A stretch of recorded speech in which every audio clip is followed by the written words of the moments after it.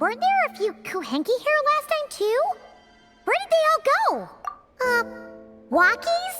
For Kuhenki? You're not pets, you know. Oh, well, looks like we just came at a bad time. Let's try again tomorrow. There's still a few days until Moon Prayer Night, so we're in no rush. Besides, she needs time to rest anyway.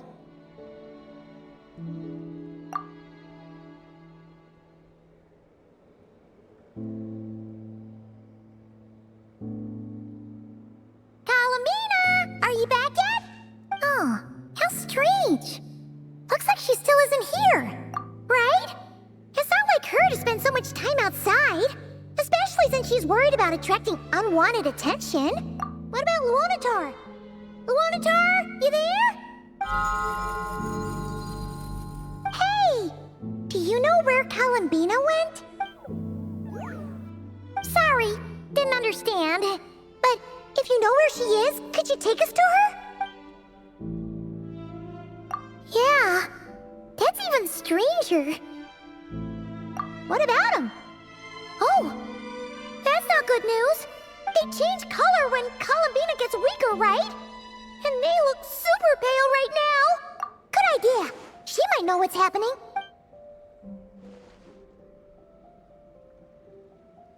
Lalma! Ah, it's you. How is Kutar? Is she okay? No, she hasn't. I came here to check on her after I noticed the flowers had changed color. Based on past precedent, she must be very weak right now. Even getting up to walk would be a struggle. It seems unlikely that she wandered off outside. Not to mention that she doesn't do that at the best of times either. So yeah, this is super weird. No.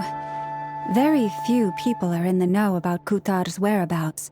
And if anyone suspicious had visited, they'd have left some sort of evidence. Come on, let's go to Nasha Town. If anyone has seen her, someone there will know about it. It's not Cry's information hub after all. Makes sense. Let's go!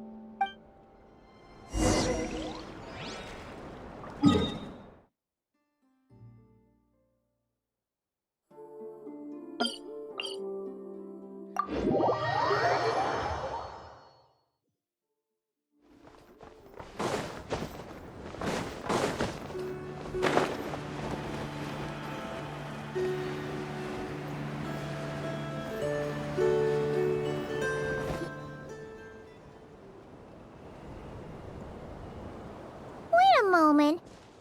Is it just Paimon, or is this stall kind of suspicious? It's never been here before, right? No, I don't recognize it. Alas, your free and easy adventure time is over. Now, prepare to face the final boss of Nod Cry. Whoa! Where'd that voice come from? Not sure, but it's definitely hostile. No, not that way. The final boss is right here. The sniffer mole? That's the final boss? Surely not. Also... Okay, the jig is up. I'll stop teasing you. Turn around. I'm right behind you. It seems I've managed to leave quite an indelible impression, even though you've never seen my face. Oh, nothing could make a great mage more pleased with herself.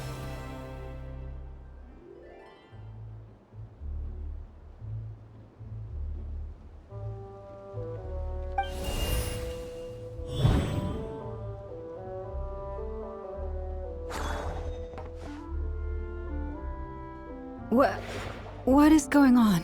I've heard that all the big shots in Teyvat have long, wordy titles that stun people speechless when they make their entrance. Unfortunately, none of them are affiliated with the Hexenzirkel, and we ourselves keep a very low profile. The notorious name-dropping doesn't quite work for us. Still, I, for one, think I'm really quite amazing. So that didn't stop me from coming up with a title anyway. Alice? It's really you this time? Not a lantern or a Dodoko, but Alice in the flesh? Oh, that's right. So, what do you think? How does it feel to finally meet me? You look like... Oh, that's the first thing you thought. A little surprising, but that actually makes me very happy, because that means that when Klee grows up, she'll be just as stunningly beautiful as her mother. So she's a friend of yours? Kind of. This is actually the first time we've seen her in person. I see. Madam Mage, that was, quite a powerful entrance. I certainly won't be forgetting it anytime soon. It's okay, Lauma, don't force it. Paimon will do the honors. This is Alice from the Hexenzirkel. She's a friend of ours. And of Arcus, too. That's right. She's a good person, just kinda... unpredictable. Well, what is the human heart if not unpredictable? Hmm? If we could not do as we please, how would we differ from machines? I am Lauma, Moon Chanter of the Frost Moon Scions. It is a pleasure to meet you. Oh, I know. Before you got here, I spent a good, 15 minutes getting up to speed on Nodcry's present situation. In other words, I've read the whole in the last episode part, so we can skip the pleasantries. Fair enough. Well, Miss Alice, I can already tell that you have quite a unique personality. He'll get used to it. Paimon sure is. So anyway, what are you doing in Nodcry, Alice? Oh, I thought I told you already. This time, I'm the final boss. And what a formidable foe I shall be. Powerful, confident, decisive, and good luck finding my weak spot. You will never succeed. Oh, drat! My one weakness, and you found it in an instant. Fate has been dealt a devastating blow. Thus falls the great Dodo King. Why are you playing along with this nonsense? For funsies, of course. What's wrong, Paimon? Are you disappointed in me? Am I a gigantic letdown? No, it's just... you seem like a busy lady. And this is the one time you've shown up in person. Paimon figured it would be for something more high stakes than just goofing around. You're quite right. I'm here in Nocturne because something big happened.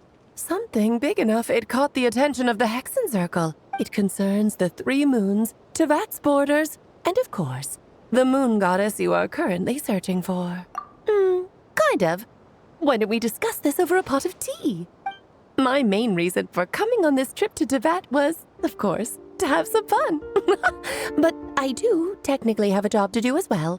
Namely, maintaining the stability of Tevat's borders. I'll skip over the complicated parts. But to sum it up, abyssal energies are all that lie beyond Tevat's border. We'd find ourselves in a real pickle if they ever made it through. And the phantoms you've been seeing are a sign that the border has been disturbed. No wonder they tend to show up around Moon Prayer Night. Is it because the real moon is now so close to us that its power can cross the border? In part, but only a negligible amount passes through. Just enough to influence the verdant crests and so on. And as you've noticed, there has been an unprecedented number of phantoms appearing this year. The influence of the moon beyond the border cannot explain this. No, there is another far greater factor at play. The trilunar syzygy. A trilunar syzygy. Eons ago, before the heavenly principles came to Tevat, it was the then 3 moon goddesses who controlled the laws of this world. Oh, that's exactly it! The 3 goddesses split these powers amongst themselves, promising never to consolidate them into one singular body. This was meant to keep the world stable. But, fast-forwarding to the present, The eternal moon's marrow is with you, while the iridescent moon's marrow, which should never have appeared in this world, has been retrieved. Add that to the presence of a moon goddess in the flesh and the power of all three moons is gathered here in Nocturne. There hasn't been an event like this since the War of Funerary Flame, and it's having a noticeable effect on Tevat's borders. Because I wish to give my darling daughter a peaceful, sunny environment to grow up in. Is that a good enough reason? Kinda sounds like you're dodging the question, but it does make sense. Well, that's one reason anyway, and the most important one. The others are a little complicated to explain. For instance, cleaning up after dearest Miss R. Albedo could tell you more about that if you're curious. But right now, I have a more important question to ask you. Why are you collecting the moon marrows? I see. Nicole told me about that legend once. Nicole? You mean meet Anne? Oh, so you remember. Yes, of course. That was a story about fate, her area of expertise. But back to the story of our dear moon goddess. I'm afraid her intended method of returning to the moon is unlikely to work anymore. What does that mean? She may be missing, but she hasn't gone anywhere. She has disappeared.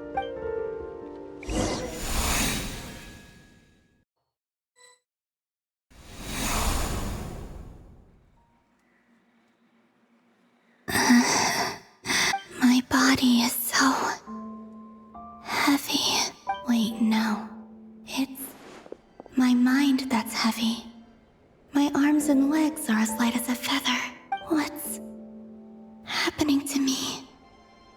I feel drowsy, like I've been asleep for too long. Is it daytime or nighttime? Is the moon out? I think I'll go for a walk.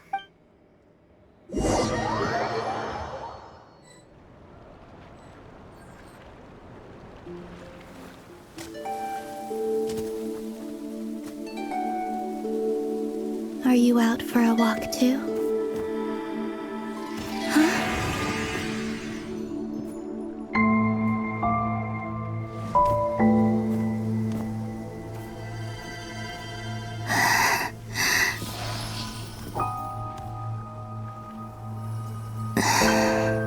The day has come at last.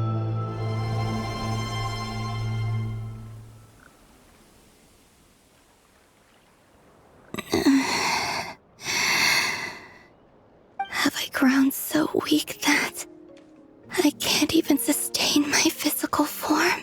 But Moon Prayer Night is nearly here. I was so close to returning home.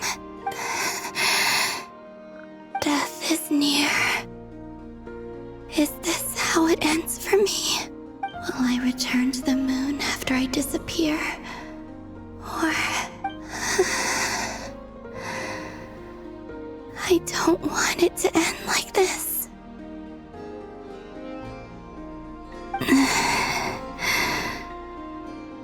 So far, at least, I still exist. Even if not physically, I can still feel, but as my power wanes, I'm sure that too will fade. I suppose I might take one final look at this world. The world where I was born.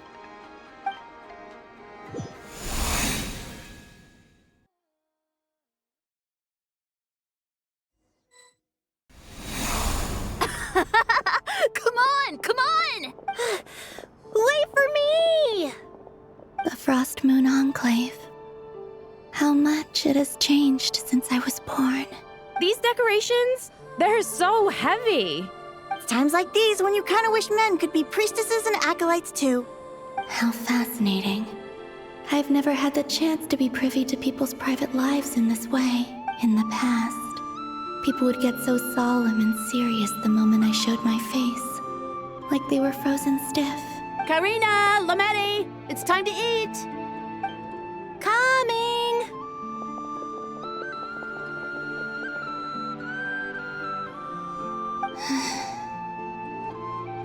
to watch them a little longer.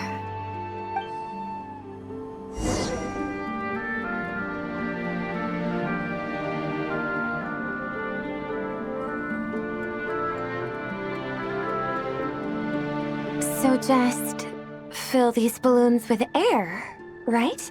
Yep. Try a couple now to test things out. The rest can wait till Moon Prayer Night. Think fast. Rita! Teasing an acolyte of the Frost Moon Scions? Surely that's a punishable offense. Take this! Huh? Alright, enough horsing around. Lady Lauma gave us a task. We should get back to it. The task is just to check that the balloons don't leak, right? Doesn't matter if we fill them with air or water. Yeah. Okay, you got me there. And you got me there. But still, we can't use all the balloons before the festival even starts. We won't use all of them. And as long as Lady Lauma's trusted acolyte doesn't snitch, this can stay as a little secret between friends. A couple more can't do any harm, right? Oh, you menace. Then, think fast! Is pumping a balloon full of water really so much fun?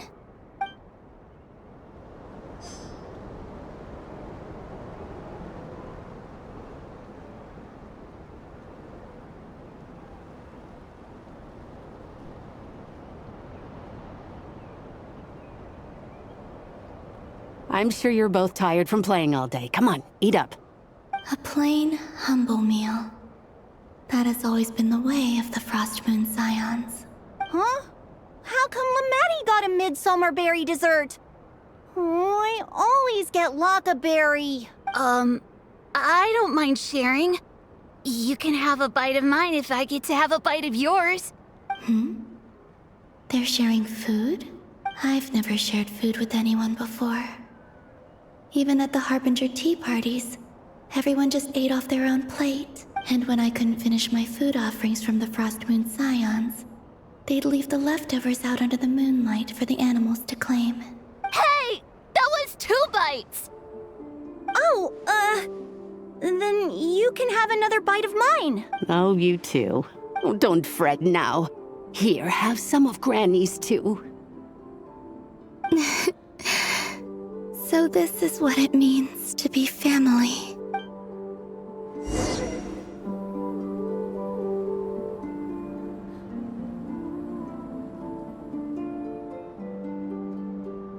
I'm seeing so much that I'd never usually get to see. They'd never act like this when I was around. It's nice, being able to just watch people in peace in these final moments. What a rare opportunity. I think I'll go take a look around Nasha Town, too. Maybe the Traveler will be there.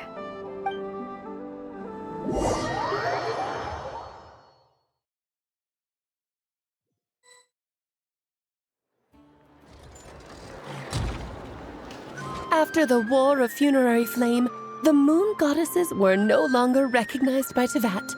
They lost the whole foundation for their existence. That's why the moon goddess's strength is fading. She cannot withstand the world's rejection of her.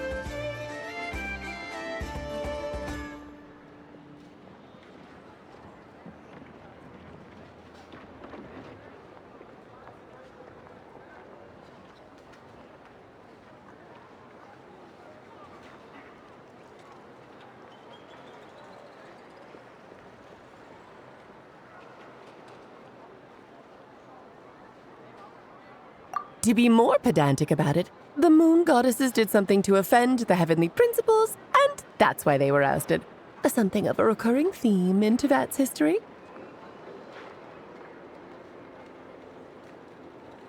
Theoretically, speaking so candidly should put me in their crosshairs too, but they can't tell me what to do. I'll say whatever I want. Anywho, the Moon Marrow energies were but a drop in the bucket for her, and that battle against the Ray Hair of Solnari only weakened her further. Fortunately, it happened close enough to Moon Prayer Night when the Kuvaki concentration here is high. That's the only reason she managed to survive this long. What do you mean, fortunately? You said she disappeared. We're too late. Oh, what a headache. I thought this was all common knowledge. I guess I have some more explaining to do. Okay, buckle up. It's time for another lecture.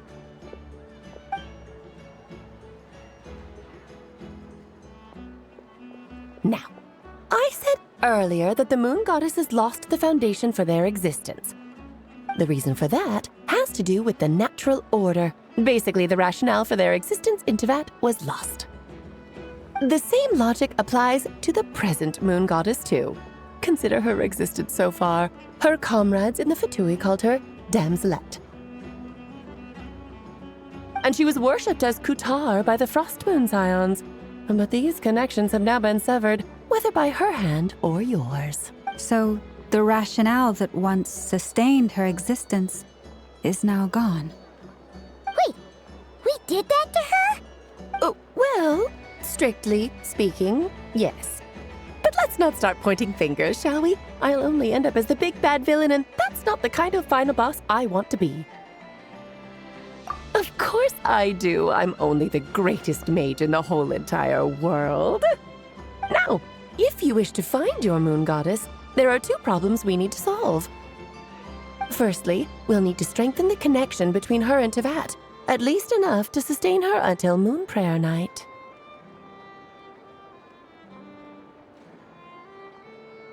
Strengthen her connection. But does that mean I'll have to rally all the Frost Moon faithful behind this? I'm afraid a bygone faith and a former home won't be of any help to her now. Do you know her name? Her name? Oh, yes. Names are very important things. A name is a fundamental concept that anchors one's entire existence.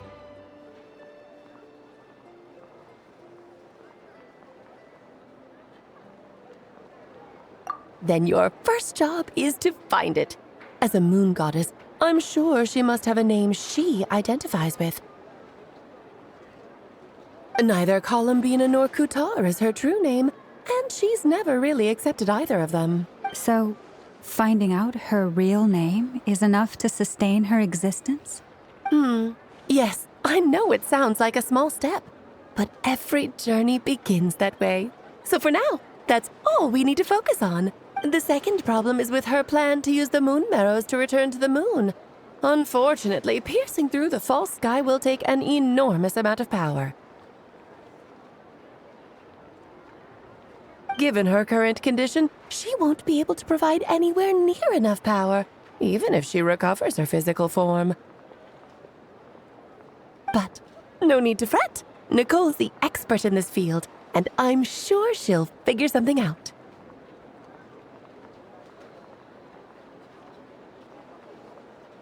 Wait, Mage N is going to help us out too?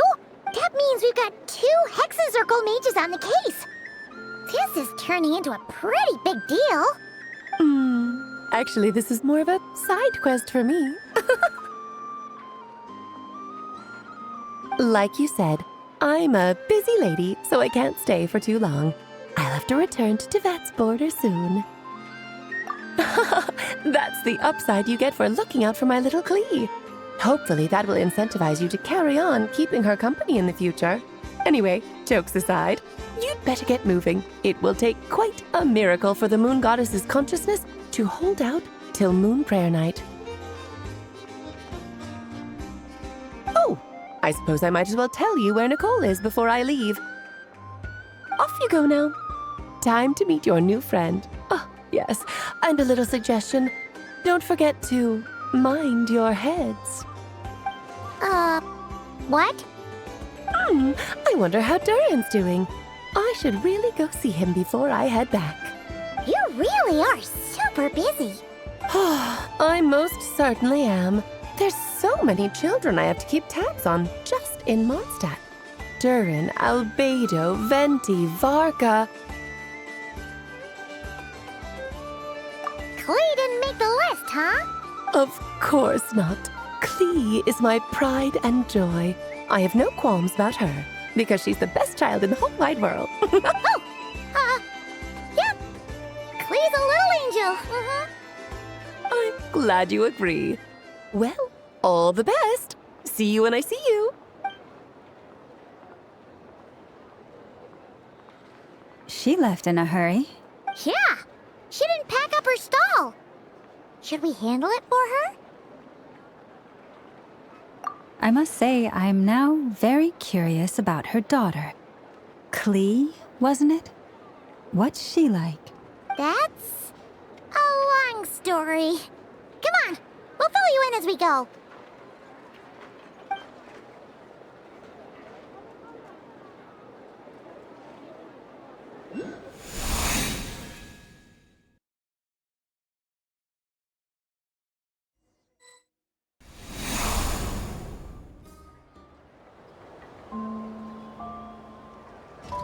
What a lively place. I've never experienced Nasha Town like this before. Hey, you old geezer! Your hammer's rusted through! Who are you calling old geezer? Are they quarreling? I'm looking right at him! You've really gone downhill since giving your daughter free rein in the workshop. Can you even swing a hammer anymore? It shouldn't take you days just to fix a single chair.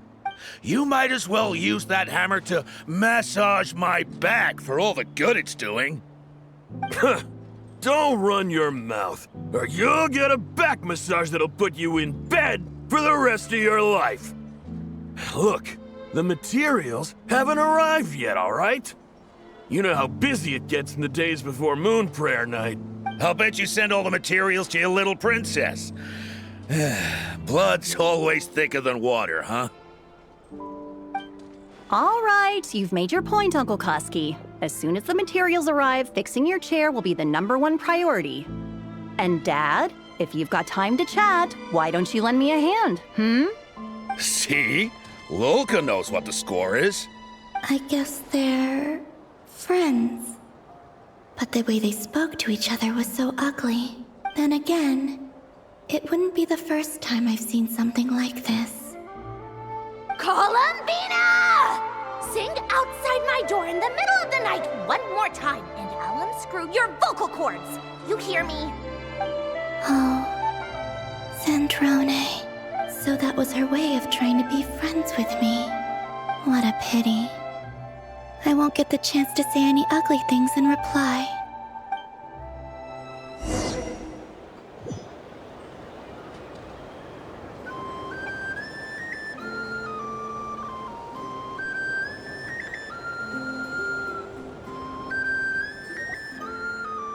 Hey, have you decided what to give her for Moon Prayer Night?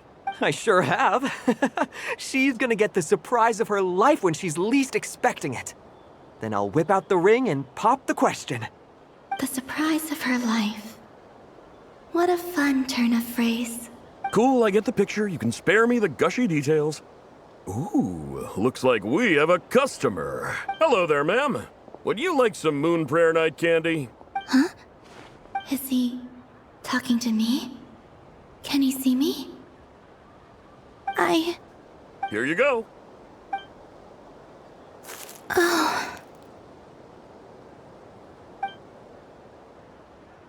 Come back anytime. Right. Now, where were we? I don't know why, but I still held out hope.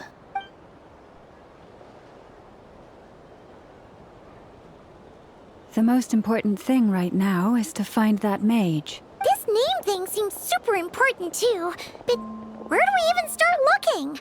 I'd better go pay the Fatui a visit.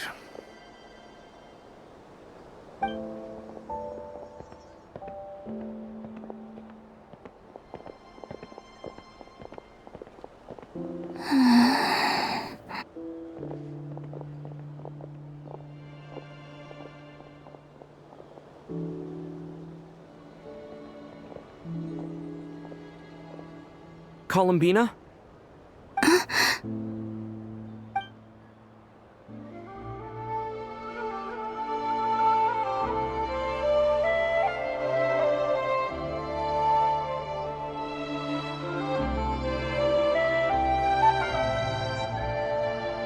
Traveler?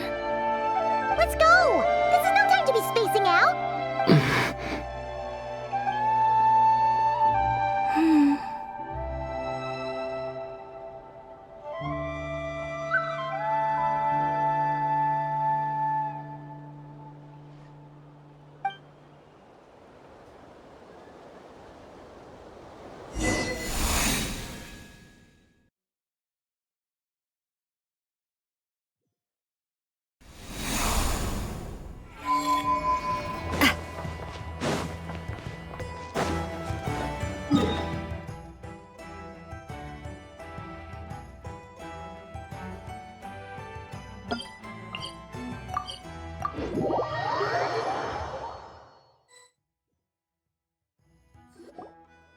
Where are they going? They mentioned a mage and... a name? So, Mr. Varka, are you acquainted with this Nicole? Or should I call her Mage N? Not really. We've never met, though she has come up in conversation. From what I've gathered, Alice kinda took Nicole under her wing. Taught her how to speak in a more ladylike fashion, that kind of thing. Huh. Hard to imagine Alice as an etiquette coach. Yeah, Alice is a larger-than-life personality, I'll give you that. But then again, that's why she's able to draw such an eclectic mix of people into her inner circle. If I remember correctly, being an interesting person is actually one of her main entry requirements. So, if you ever wanted to join the Hexenzirkel, I'm sure you'd both be eligible to apply. Hey! Don't go around making promises on Alice's behalf! I wouldn't dare. I'm just trying to paint a picture of the Hexenzirkel for you. Okay, sure. Anyway, since none of us have ever met Nicole, how are we supposed to find her? We can't just go up to every woman in sight and ask, "Hey, are you Nicole?" Maybe something she's wearing will give it away? Like, a windbloom pinned to her chest or something. Wait a minute. Alice never said Nicole was her mom's dad. Oh, true. That would be... this young lady, then?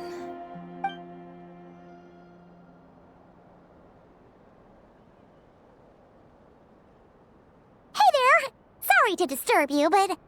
are you Miss Nicole? Varka, Knight of Boreas of the Knights of Favonius. Alice might have mentioned me before. Have we got the wrong person? Sorry. Well, this is awkward.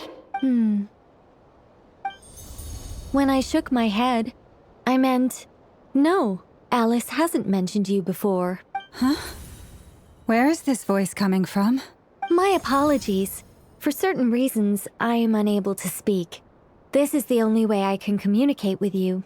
It might take some getting used to, but I hope you can understand. Hey, it's fine. I'm more shocked by the fact that Alice never speaks about me.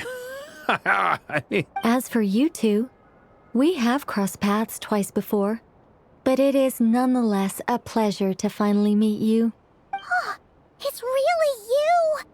Thanks for all your guidance in the past. You're quite welcome. This time, things are different. We have reached the unwritten pages of the story. You might say that we stand at the crossroads of fate. Now then, allow me to formally introduce myself. My name is...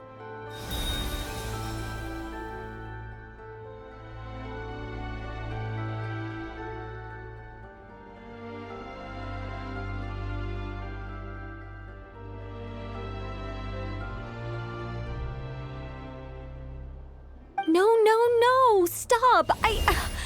Alice! I can't believe it! I had a whole speech prepared. I'd agonized over every single word. She always picks the worst moments to ruin other people's plans. I'm so sorry about that. Alice took the liberty of devising some bespoke self-introduction magic for each member of the Hexen Circle, but I could have sworn I deleted all of the triggering conditions for it. How did it bypass everything?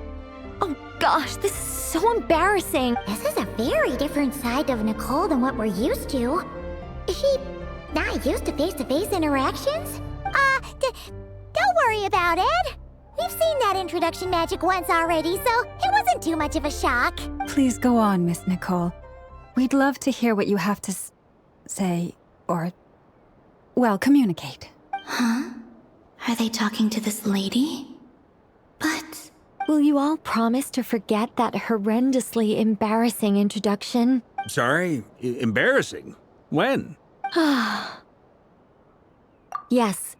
My name is Nicole, and I am one of a very few angels who have retained both their preferred form and their power. The Traveler and Paimon should be no strangers to this concept. There is another of our kind in Natlan. They call her the Lord of the Night. Right! Paimon remembers her. Yes. Well, I have retained more of my power than she. It's because I don't have a long-term duty to fulfill. To be more specific, no. We'll be here all day if I get into the specifics. Moving on. If I'm not mistaken, you are here because you wish to learn how one might reach the moon beyond the sky. That's right. Is that something you can give us any guidance on? Yes, I do know a way. It began with the Hyperboreans, who lived after the War of Funerary Flame. Blank looks. Maybe I should start with the background of the war, or maybe not. It shouldn't be an issue. I'll fill in the gaps for you when we have more time. Anyway, after that war ended, the three moons retreated to beyond the false sky. The Hyperboreans were humans I once aided. They accepted the civilization and creations bestowed upon them by the angels. But despite accepting many blessings of the angels, many among them still held on to their faith in the moons. They were reluctant to accept the new order, even after the War of Funerary Flame. They sought to contact the moon goddesses beyond the sky and receive their guidance. But all three had passed away by that point. This mage has a unique method of communicating. Is she talking about the moons? Yes, but they did not know. And so, still they prayed for the moon goddess's mercy. After building titanic structures that consumed vast amounts of Kuvaki, at last they glimpsed the moons and heard their voices.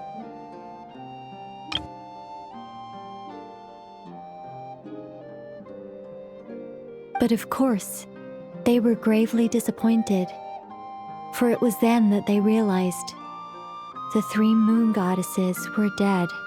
Oh, that's such a sad story. It is. Humanity was in a very sorry state at that time. The angels who had once aided them were gone, and the War of Funerary Flames had left them homeless and destitute. Just a second, I gotta ask. How relevant is all this history to the task at hand? Well, I mean, it's... Okay, it seems we've drifted into irrelevant narrative waters. It's been a while since I've had the chance to speak inside someone's head. As soon as I got started, I lost control and the words just flowed out like a waterfall. What I'm trying to say is... Right, yes, that's it.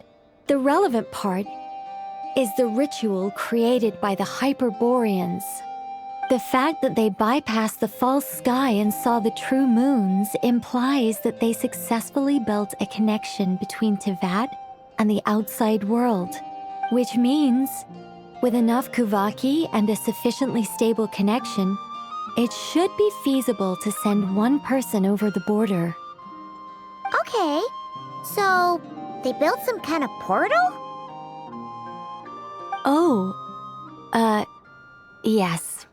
A portal. Yes. Is something wrong? You sound disappointed. I just didn't expect you to summarize it so well. It turns out I could have said all that in one word, if only I'd managed to think of it. No, please, it's fine. This is invaluable knowledge. I'll be sure to record and preserve everything in writing. Oh, really? Well, in that case, I suppose I could backtrack and add some more detail. I did gloss over a few things so far. Whoa, whoa, whoa, time out. Let's summarize what we've got. Mentioned a mage and a name? So, Mr. Varka, are you acquainted with this Nicole? Or should I call her Mage N? Not really. We've never met, though she has come up in conversation. From what I've gathered, Alice kinda took Nicole under her wing. Taught her how to speak in a more ladylike fashion, that kind of thing. Huh. Hard to imagine Alice as an etiquette coach. Yeah. Alice is a larger-than-life personality, I'll give you that. But then again, that's why she's able to draw such an eclectic mix of people into her inner circle.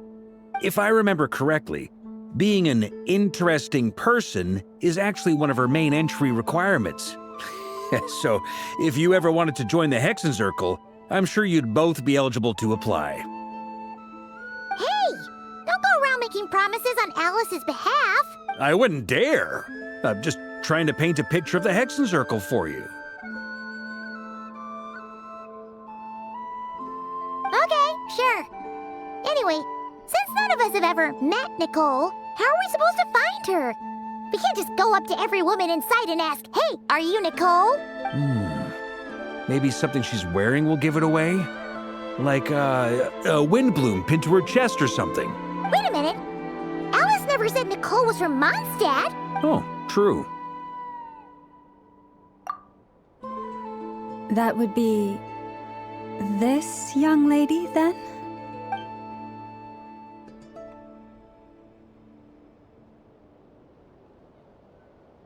Hey there! Sorry to disturb you, but are you Miss Nicole? Varka, Knight of Boreas of the Knights of Favonius. Alice might have mentioned me before. Have we got the wrong person? Sorry. Well, this is awkward. When I shook my head, I meant, no, Alice hasn't mentioned you before. Huh? Where is this voice coming from? My apologies. For certain reasons, I am unable to speak. This is the only way I can communicate with you.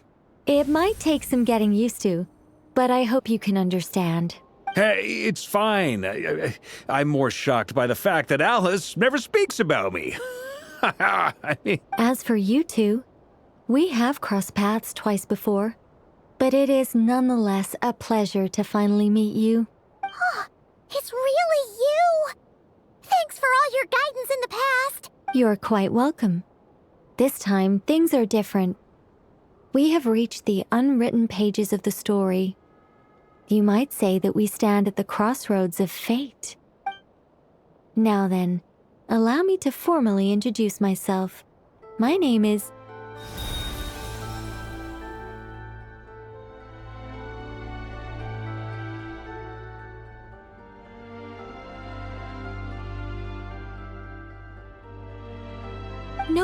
No, stop! Alice! I can't believe it! I had a whole speech prepared. I'd agonized over every single word.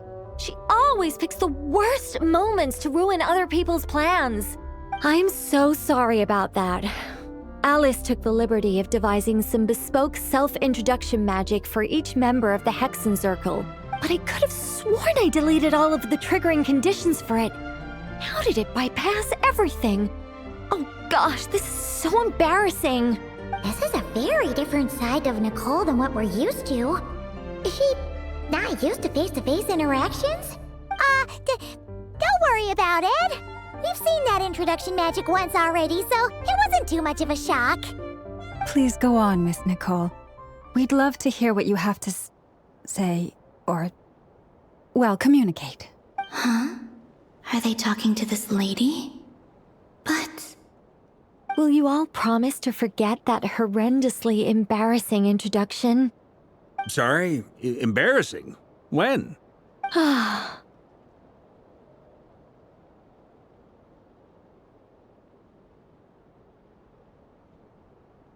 Yes, my name is Nicole, and I am one of a very few angels who have retained both their preferred form and their power. The Traveler and Paimon should be no strangers to this concept. There is another of our kind in Natlan. They call her the Lord of the Night. All right! Paimon remembers her! Yes. Well, I have retained more of my power than she. It's because I don't have a long-term duty to fulfill. To be more specific, no. We'll be here all day if I get into the specifics. Moving on. If I'm not mistaken, you are here because you wish to learn how one might reach the moon beyond the sky. That's right. Is that something you can give us any guidance on? Yes, I do know a way. It began with the Hyperboreans, who lived after the War of Funerary Flame. Blank looks. Maybe I should start with the background of the war, or maybe not. It shouldn't be an issue. I'll fill in the gaps for you when we have more time.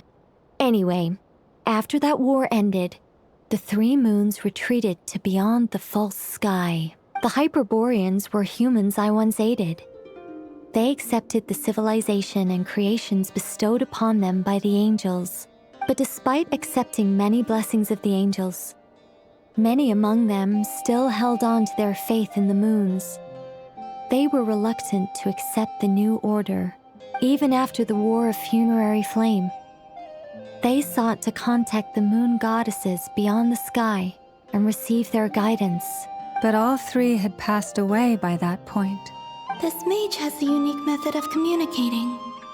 Is she talking about the moons? Yes, but they did not know. And so, still they prayed for the moon goddess's mercy.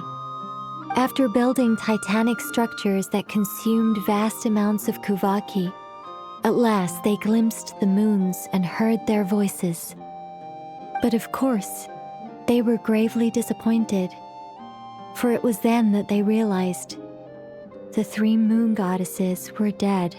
Oh, that's such a sad story. It is. Humanity was in a very sorry state at that time.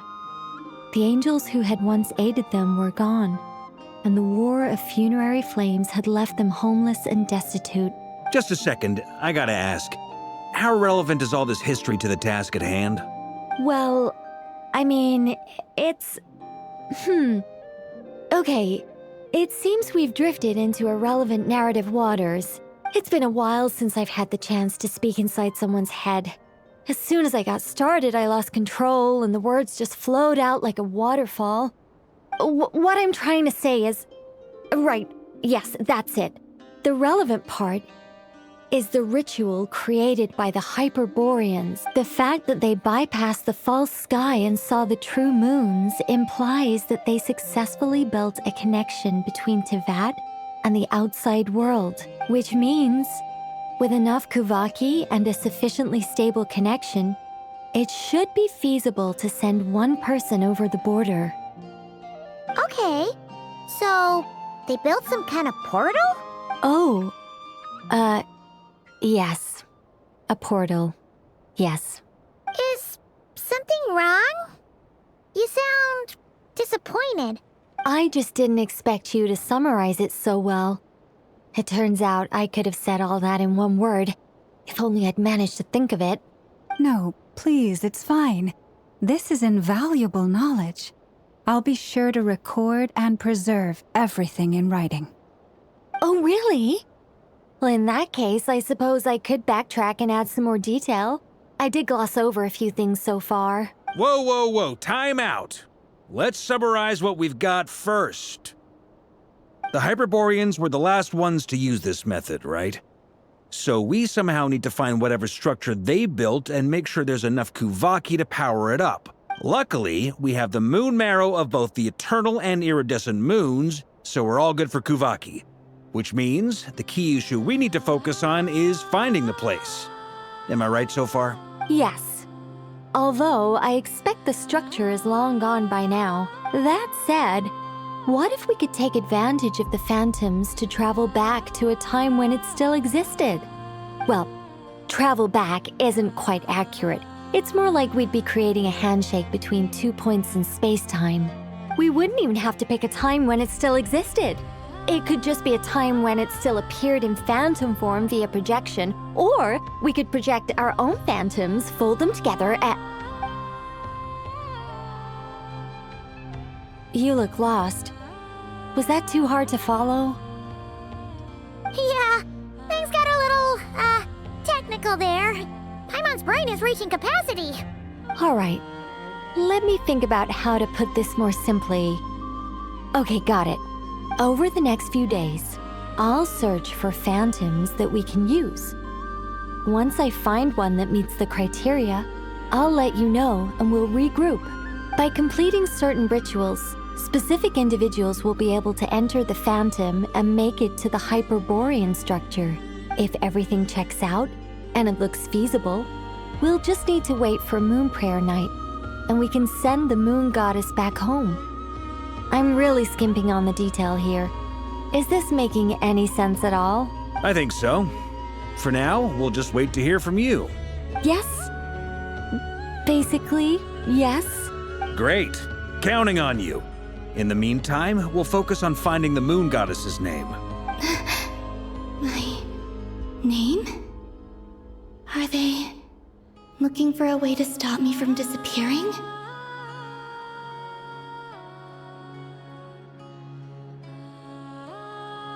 Excuse me, Miss... Go on, Miss Nicole. This conversation was a little all over the place. I didn't catch your name. I am Lauma, of the Frost Moon Scions. Ah, I did wonder. I noticed that you listened very intently when I spoke about Hyperborea and the moon's history. If you'd be interested, I'd love to visit you this evening and go through it again in greater detail. Also, if you were serious about making a record, it would be too risky to simply write down the raw details as is. I would suggest some tweaks. Maybe rewrite the stories as fairy tales or fables, perhaps even prayers. Anyway, we can cross that bridge when we come to it. So, see you later then? Oh, and no need to prepare anything. Just a cup of tea will do. See ya! She seems friendly.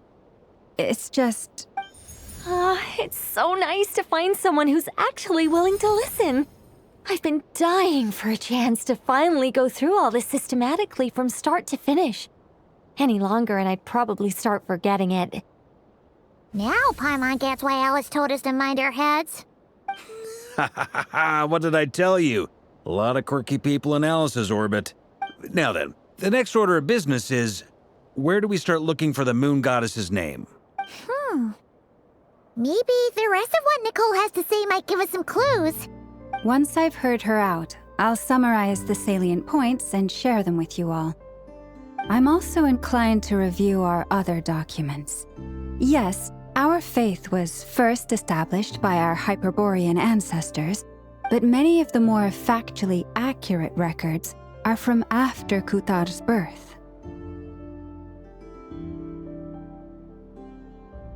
Sounds like we're gonna follow Columbina's journey through Devat, huh? In that case, we'll start by heading to the Frost Moon Enclave. Sounds like a plan. Take this with you. I'll see about getting in touch with the Fatui. It'll probably just be Arlecchino and Sandroni again. They're the only ones who would want to help. Thank you, Mr. Varka. Ha ha ha ha, don't mention it. Honestly, I'm more comfortable dealing with the Fatui than prying into the details of a young lady's childhood. Catch you later. I should follow them, just in case there's some way that I can help.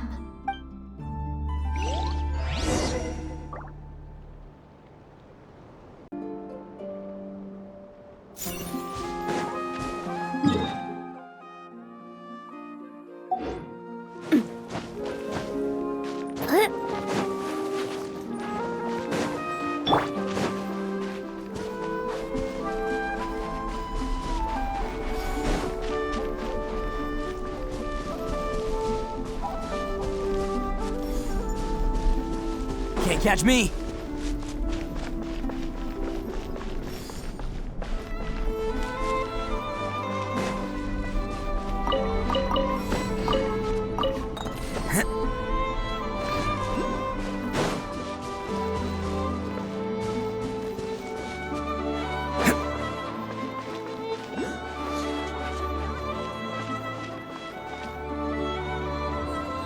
A while ago, I took the time to organize all documents in our possession that pertain to Kutar. What you see here is the material I consider reliable. You're saying there's unreliable material too? Yes. Most of the information we have was transmitted through an oral tradition. Inevitably, some of her stories were mythologized and deified over the years through countless retellings. That's why I organized them into reliable and unreliable. There's no sense seeking answers in history unless we can ensure the veracity of the historical record. Makes sense. All right, let's take a look through.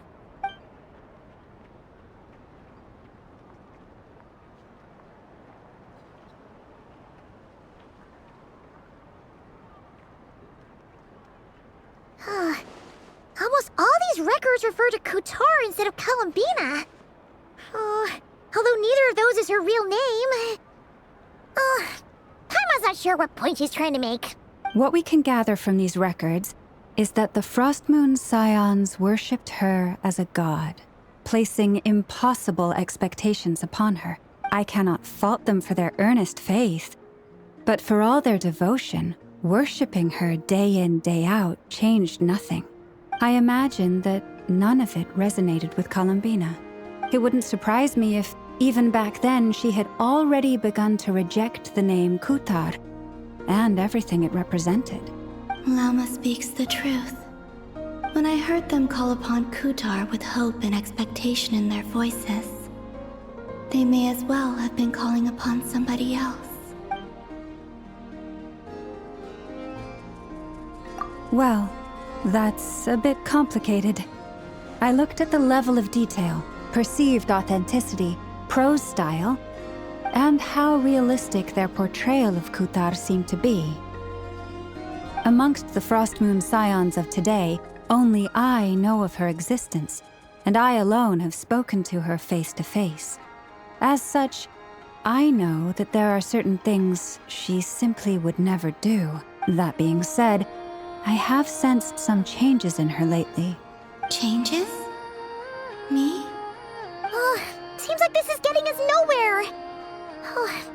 For what it's worth, why don't we check the unreliable sources too? Sure. Give me a moment.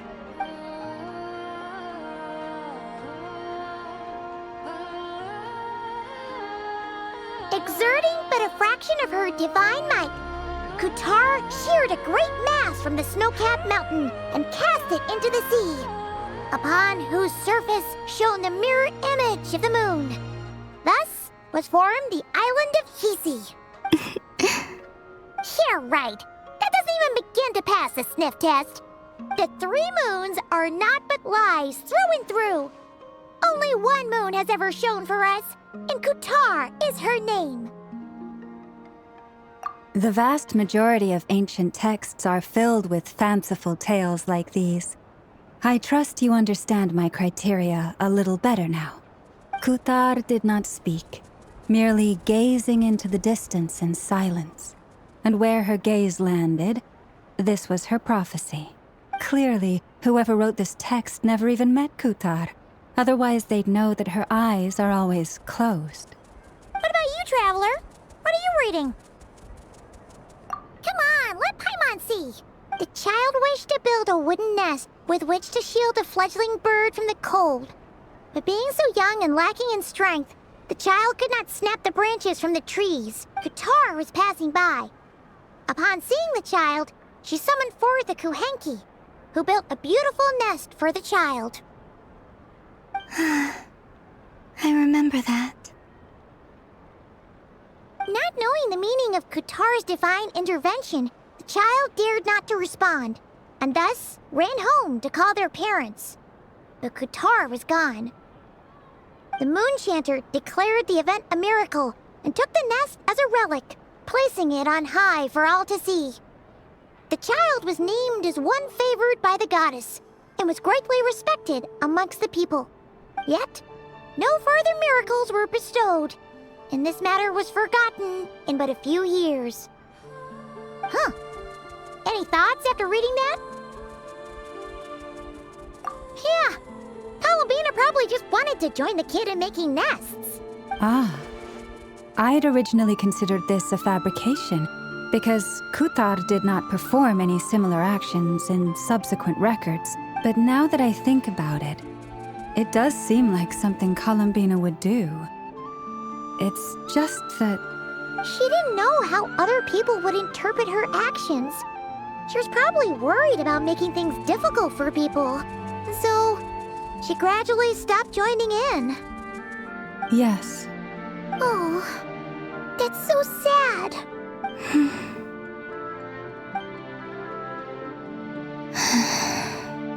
And now, I can make no such gestures of warmth, even if I want to.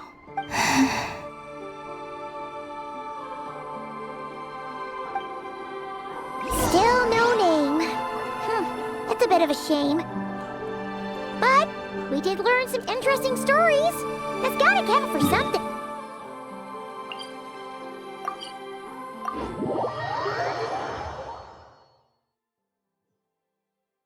Varka said he was gonna set up a meeting with Arlecchino and Sandrone, right? Let's go back to Nasha Town and see how he's doing.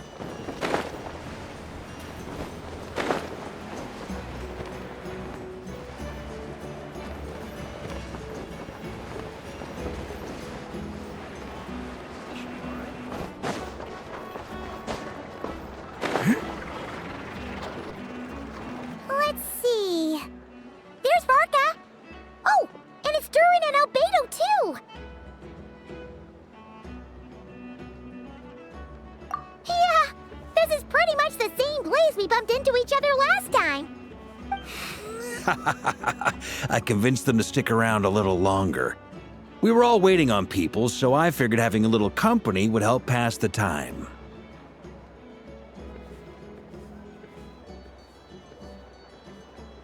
Ah, so you've been waiting for us? Does this mean that you've already arranged things with the Fatui? Sure does. Now you're back, we can go meet up with them together. How'd your investigation at the Frost Moon Enclave go? Well, we didn't find out Columbina's true name. But apart from that, it went pretty well. Aha, just as well that I didn't tag along then. I'm sure our moon goddess wouldn't want every man and his dog knowing all about her private life. Still, desperate times, desperate measures, I guess. Someone had to do it. So, Varka was waiting on us, but what about you two? Are you waiting for Alice? Oh, no, we already met with her. We discussed that experiment I mentioned to you last time. Oh, and she also handed me this communication device. That's right. I understand she informed you about the relationship between the phantom phenomena and Tevat's borders, yes? She wants me to help her with some more experiments on that front. She said that she'll contact me through this device with more information. Ah, I see.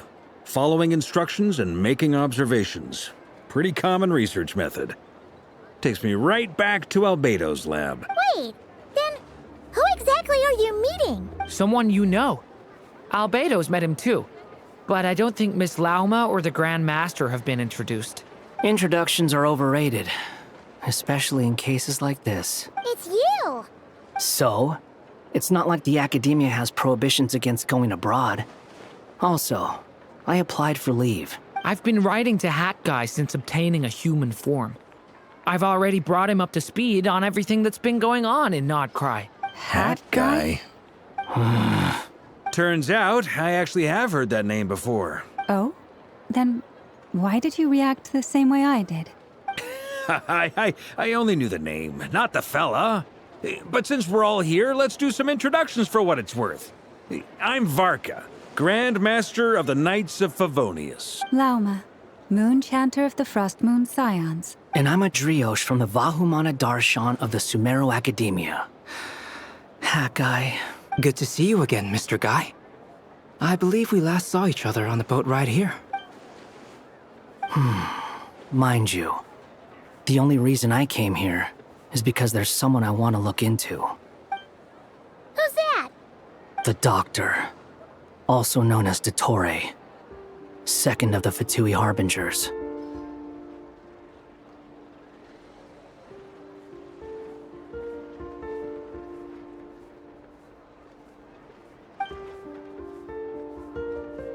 From the tone of your voice, it sounds like there's bad blood between you. I was reviewing our archives and noticed that a lot of information about him was missing. Left a bad taste in my mouth. That's all there is to it. Dottore, or Zondique, as he was then known, once studied at the Academia, but he got kicked out before he could graduate.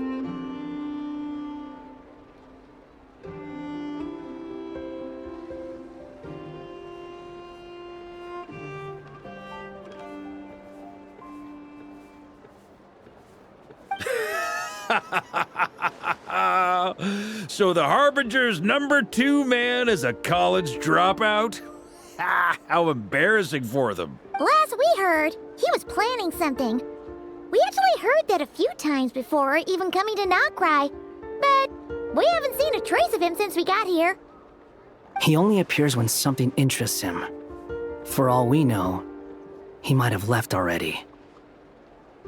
But the fact he did something here at all is worth noting. It'll fill a couple extra lines in his file. Why does it sound less like a file you're writing and more like a criminal record? Anyway, we were just about to meet 2 of the other Harbingers. Want to come along? You might learn a thing or two about him there.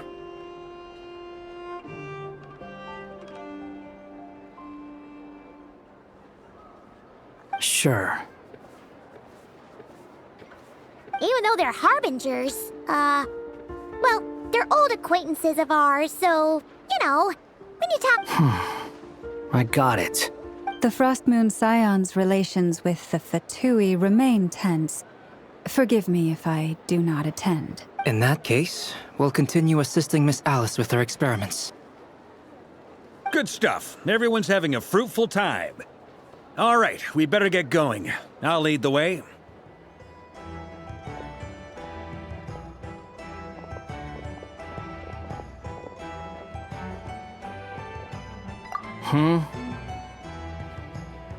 Well, yeah, that's obviously part of it. But I'm not the only one who has a score to settle with him.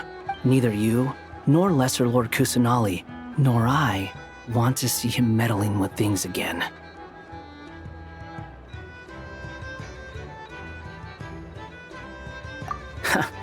What's the hurry? Don't worry. Pigeons always know which way home is.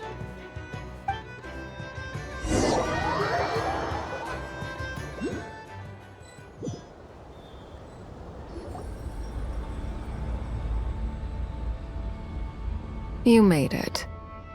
Who is this? A scholar from Sumeru. They call him Hat Guy.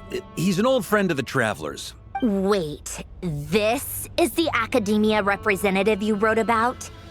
He doesn't exactly look the part. I believe this will prove my identity. You'll notice it bears the seal of the Sanctuary of Surasthana. Well, what do you know? So it does. All right then. My mistake. It's fine. I expected as much. What? So as I mentioned in my letter, the Academia's got its eyes on Dottore. But this matter remains top secret. Apart from those assisting in the investigation, the fewer people who know, the better. If anyone asks, I'm here in Nocturne to pursue my personal academic interests. Gotta say, Barca, you did pretty well to keep all this under wraps for so long. Sounds like you got in touch with the Academia about this way back. you flatter me. Where do I even start? Remember that time we fought Rerir at Star Sand Shoal? He sure let me have it then, didn't he? I'll bet Dottore had that all sketched out, with me as his convenient little pawn. He could not care less about us if he tried, but hey! The feeling's mutual. Does Dottore really strike you as the sort who values his relationships with his colleagues? Fair point. Definitely not. Which is why I always keep my guard up whenever he starts making suspicious moves. To that extent, our motivations align.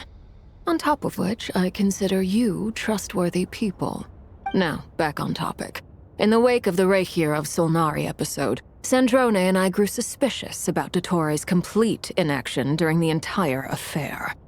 So we tried to find out what he'd been up to, but unfortunately to no avail. He never lets anyone in on his plans. The more he cares about something, the more secretive he gets. Indeed. Perhaps he believes that by keeping a low profile, he can avoid trouble. But that trick isn't going to work on his colleagues. Yeah, I mean, he's been researching the ancient moon's remnants. And he's been trying to get his paws on the moon marrows. Only an idiot would believe he doesn't have something more planned. With this in mind, I returned to Snezhnaya and relayed my thoughts to Her Majesty the Tsaritsa, entreating her to have him recalled. That's pretty direct. Did the Tsaritsa agree? Yes. I made it abundantly clear that the Fatui's business in Nodcry is almost concluded, and we do not need 3 harbingers in this territory. Her Majesty concurred. Accordingly, Dottore has returned at her orders.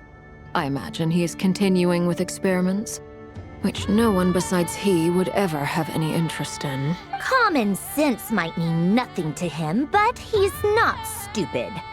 He knows that no good can come from opposing the Tsaritsa. Smarts alone won't get him all the way. He needs the Rooster's resources and Regrator's Mora, both of which the Tsaritsa can strip from him by waggling a finger. But doesn't he have a track record of publicly following orders while going against them in private? He probably has it down to a fine art by now. Wouldn't put it past him. We worked together on a research project once. Only briefly, but it was enough to show me that we're fundamentally different people. He has no interest in doing things methodically, stage by stage. His thoughts jump all over the place, and the moment his curiosity is satisfied, or he gets the results he wants, he disappears. The only similarity we share is that, once we set our minds on doing something, we will see it done, whatever it takes. Oh, we definitely saw some of that in your battle with Rerir. You got so competitive. Ugh, do not remind me. Then I believe we all concur. Dottore will not simply give up. Fantastic. Now this is turning into a whole day of unpleasant memories. Ugh. Are you talking about the moon marrow stuff? He also strikes me as the kind of person to disregard experimental regulations, ruin all the equipment, and go way over budget. Then leave the first person he can find to deal with the fallout. Exactly. This one time, he was running some high-temperature experiment and the substance exploded. But does he care? No. He orders his subordinates to open the device so he can observe the results, which causes the gas inside to leak out. That gas was poisonous. If I hadn't been there, who knows how many people might have died. And after all that, he left while I was still cleaning up after his mess. What a waste of time, he said.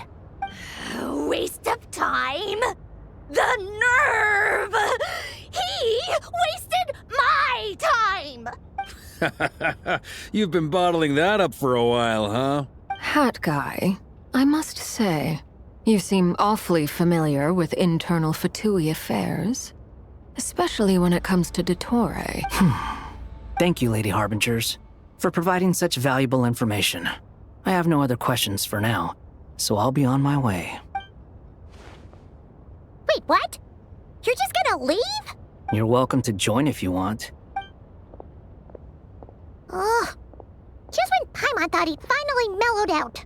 He makes quite the impression. I'll say, I've met tons of headstrong people, but not many of them would join me in bad-mouthing Dottore. Anyway, back to the main agenda. Barca, you said that Columbina has gone missing? Or rather, disappeared. Yeah. We're working on building a connection between her and this world. The simplest method is to find out her real name. I've actually asked her that question before, but she said she didn't know. Considering our relationship, I doubt she was lying to me. As far as I recall, she was never dispatched by Her Majesty to claim a gnosis or anything like that. That Tsaritsa's plans had long contained a place specifically for her. I always thought that was weird. What could she do that the rest of us couldn't?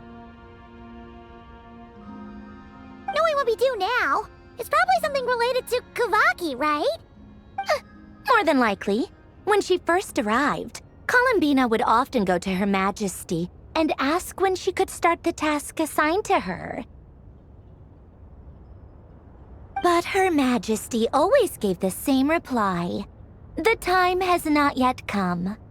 So she spent her days in Snezhnaya doing basically nothing. The Tsaritsa has summoned a beautiful blind maiden to be a harbinger, giving her the third seat by virtue only of her enchanting voice. It was a dumb and stupid rumor, but the reality of the situation made it hard to refute. And what happened after that? I imagine she stopped caring. She no longer seemed to care why she had been recruited, and Her Majesty never gave her any missions. So she just continued to sing in the flower garden. For my part, I was busy. So busy, in fact, that watching someone be that idol had me fuming. But still, I got the sense that she had long been used to a life of other people claiming she was needed when she wasn't. I just felt that having a place to stay would cost me something eventually. And so I waited quietly for the day that I would have to pay the price. And on the other end of that spectrum, you had me. Someone once told me that I had the lousiest work and the toughest luck. That's a good way of putting it. I forget who said it, but those words have always stuck with me. But you've done your job exceptionally well all this time. Because at heart, you are a conscientious person. What is it? Something come to mind? That makes sense. Nothing screams you are needed like your name shouted from across the town. Well, good luck with it. But if you ask me, Columbina is still the most shoutable name. I'm just so used to it now. After all the arguments we've had, I can't be bothered trying to remember another name for her. Nor I. Sandrone. Harlequino.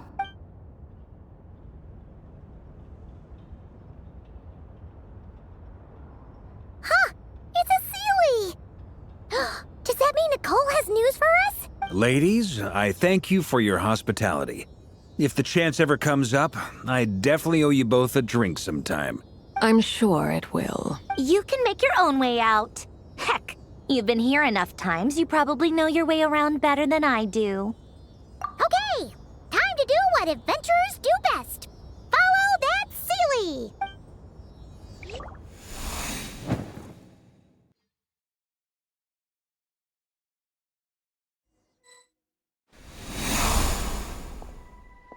Here you are.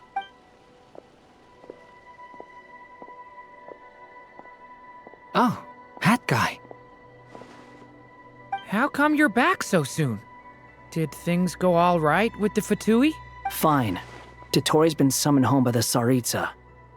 Couldn't get much more than that. How about you? Any progress with the investigation? Unfortunately not. We've tried everything. Different phantoms, different locations, different points in history.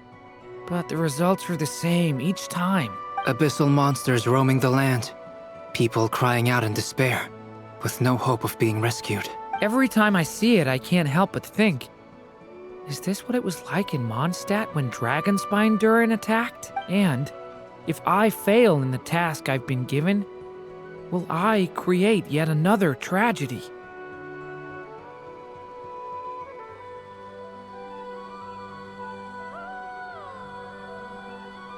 That's just meaningless speculation.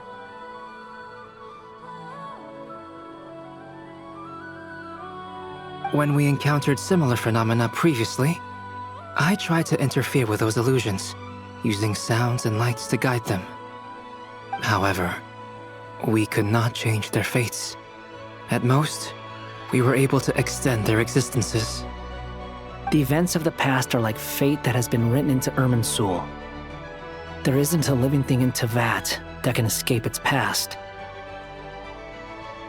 But Miss Alice instructed us to try to find ways to change the outcome that these phantoms face. It's an impossible task. Can't you just refuse? Since she asked us to do this, I feel like it can't truly be impossible.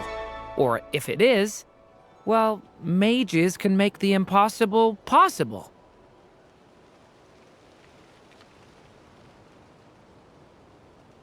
I could not have been born as Durin otherwise. But you also said that your past 39 attempts were fruitless. That's true. But you're still going. Yes. After this many futile attempts, surely you realize that you're not doing this because you still believe what some mage told you. It's because you want her hypothesis to come true. It's something you wish for deep inside. So, think for yourself about what you want to do.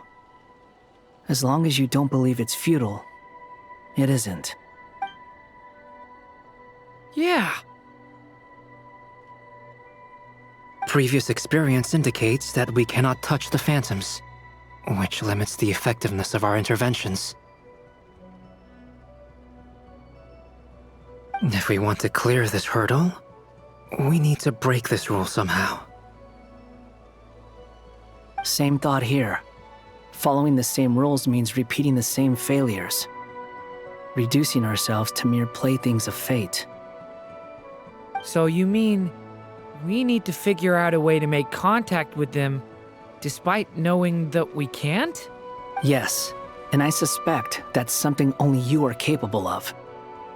Everything in Teyvat is logged in Irminsul, but the withering that once occurred in Sumeru was a sign that the Great World Tree was being corrupted. This corruption allowed things that should not have existed in Teyvat to appear. This is tantamount to rewriting reality to an extent. You're saying abyssal power might be able to affect those phantoms? No one's ever tried it before.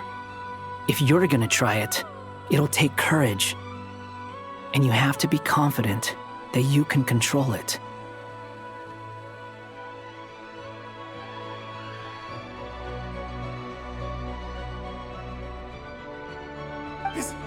Is anyone there? Has anyone seen my daughter? She's missing. I have to find her. I hear someone inside. Spargana? Are you in there? Ah! If I can use my abyssal powers to warn him that there is danger here, maybe it'll change his decision. Maybe he'll stay away. Yes. The important thing is not the nature of the power, but rather how you use it. To intimidate and obstruct. Sounds about right for the Abyss. Let me try. I should be able to influence that thing. Have you seen a little girl?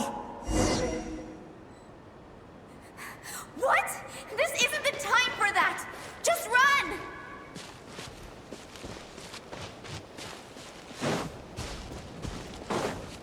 Leave it to me! I hear someone inside. Spargana? Are you in there?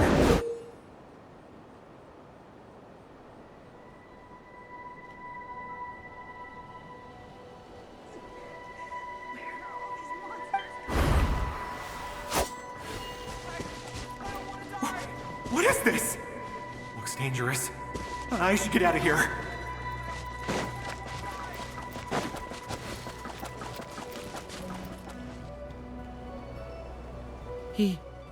He really left.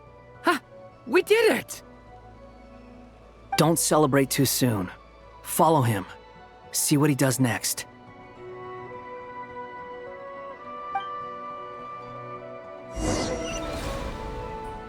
Monsters approaching from the front.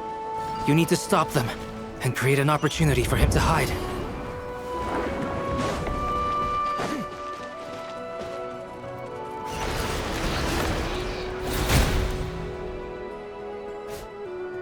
Help me!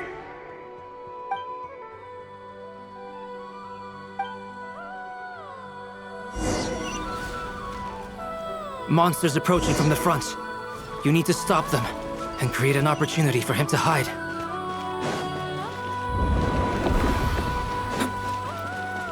No! There's a monster ahead!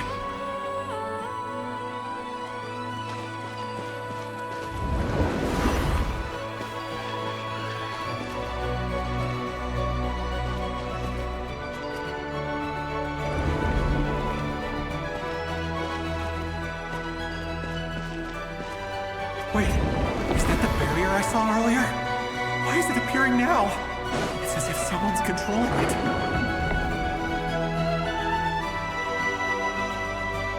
The monster's gone. Is it safe now?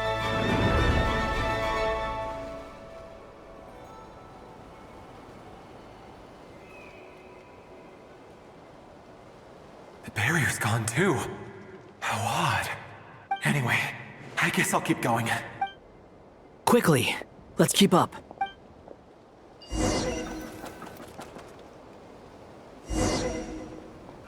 Wait, there was someone else here? Don't go any further. We've got anti-monster traps laid out everywhere. But my daughter must just be up ahead. I have to go. This way's blocked.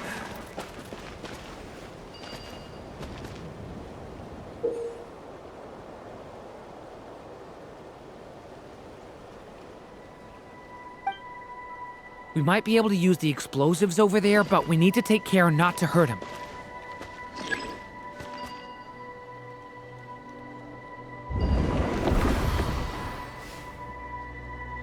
I'll use the barrier to keep him at a safe distance.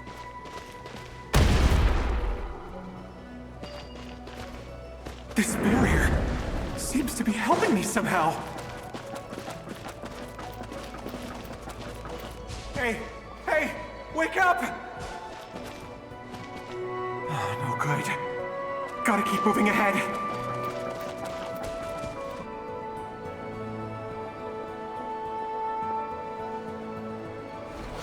So many monsters! There's still a chance, Durin. Use the traps.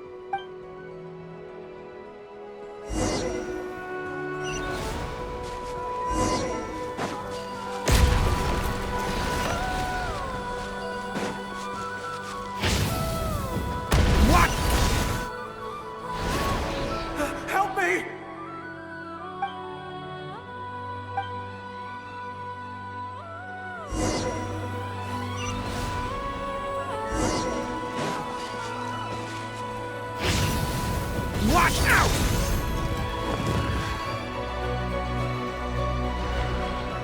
Help me!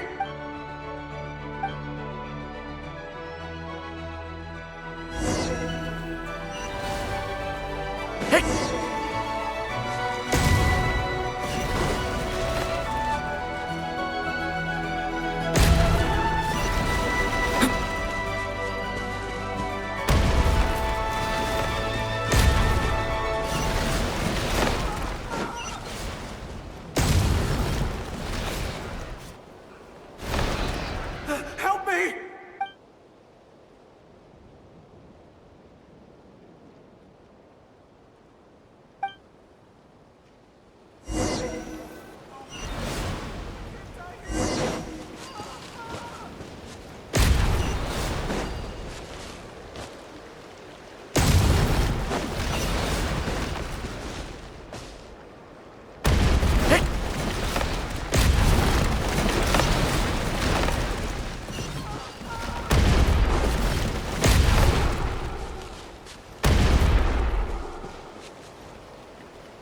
This is a new development. I've never seen this happen before.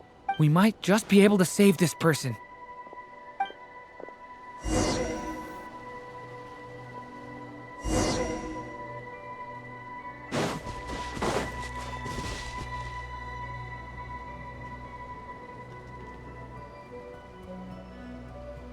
Hello there. Have you seen my daughter? Spargana's her name. She's carrying a large backpack. Get out while you still can, you fool. You won't find any survivors here. But I can't just leave her here. She must be so scared right now. Sorry. Wish I could help, but I haven't seen her. You'll just have to keep looking. Okay, thank you. If I do find her, I'll get her to shelter and come back for you. Don't bother. I've got nowhere left to go. What's that noise? Monster! No, if he goes inside, he'll be walking into a trap. Let's try this once more. This time, we have to stop him.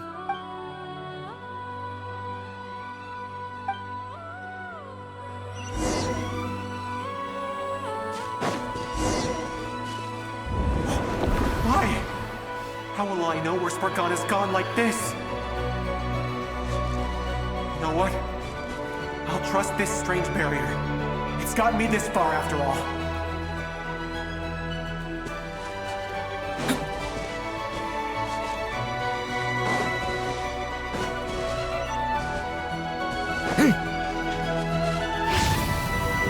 Spargana, are you there? What? Hey! Let us out!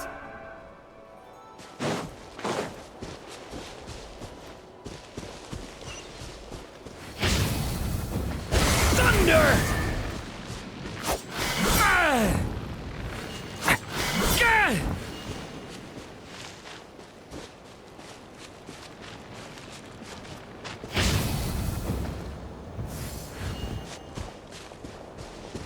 Leave it to me!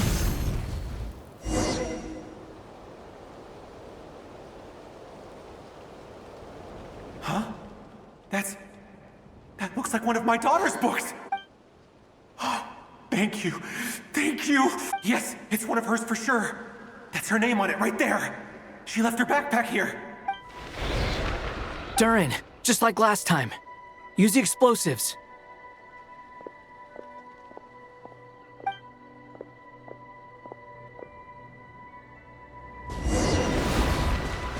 Stay back!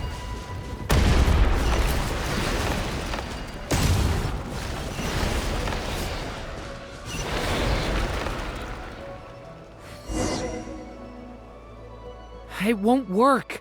There's not enough left. If he makes it in, he'll die. But then, this clue could be the key to him finding his daughter. It might not be the only one.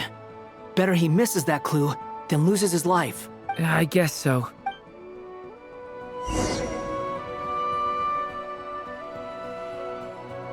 Stop him, Durin.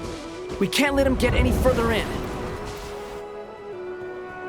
That's my daughter's book! She's passed this way! Why? Why won't you let me go in? I've searched and searched and searched just for this! But how will I find her without any clues?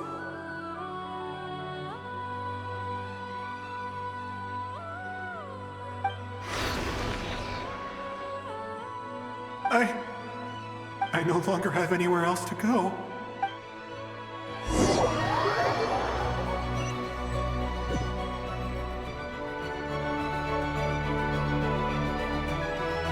I'm sorry. I'm so sorry. He refuses to go anywhere else. Whether he opens this door or not, all that awaits him now is death. We couldn't change his fate. Albedo? Hat guy? Let's try one more time. I don't know how we're gonna do this, but I don't want to give up either.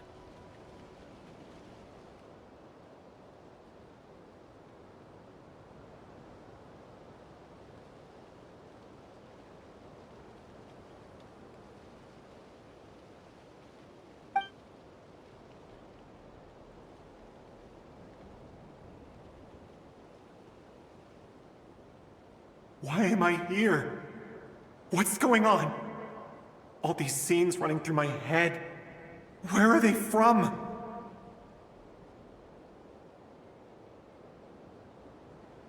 Huh? What's going on? His reactions have changed. How many times have I... What's happening to me? Huh? Wait, who are you? You can see us now? I feel like I always could, but that I only just realized you were there. I'm sorry, I don't know how to describe what I'm feeling, but you were the ones guiding me using that marked barrier, right? I haven't done anything yet, but those monsters, those deaths, they feel like memories. Like things I really did experience. I won't find my daughter. In fact, I'll ultimately die trying to find her. Isn't that right? Well, no, it isn't. Yes, it is. Even so, we're trying to find a way out of this. You've not seen my daughter either, have you? It seems she really isn't here. I'm sorry we couldn't help you. I'm just tired. Maybe this is destiny. Maybe it doesn't matter how hard I search. How long do I have left? Experience says 15 to 20 minutes. 15 to 20. Thank you for all your help. Let's rest a while. You look exhausted too. Now's not the time for you to start pitying us. It's not pity. I'm just realizing that I've only got 10 or so minutes left. You know?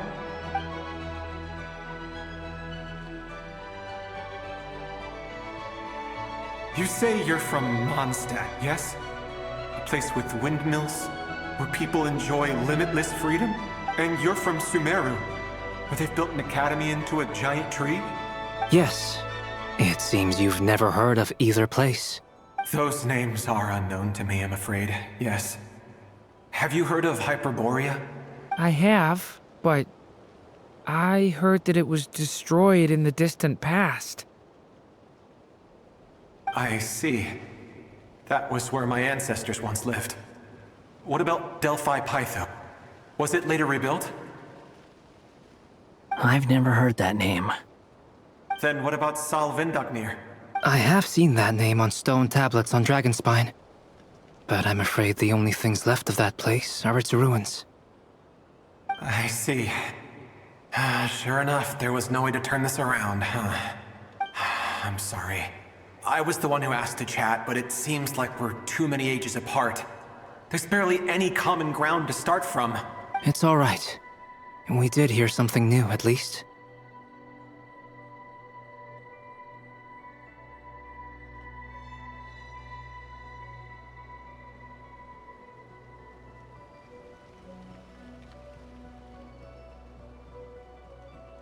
From how you speak of your lives, things must be going all right for you, I guess.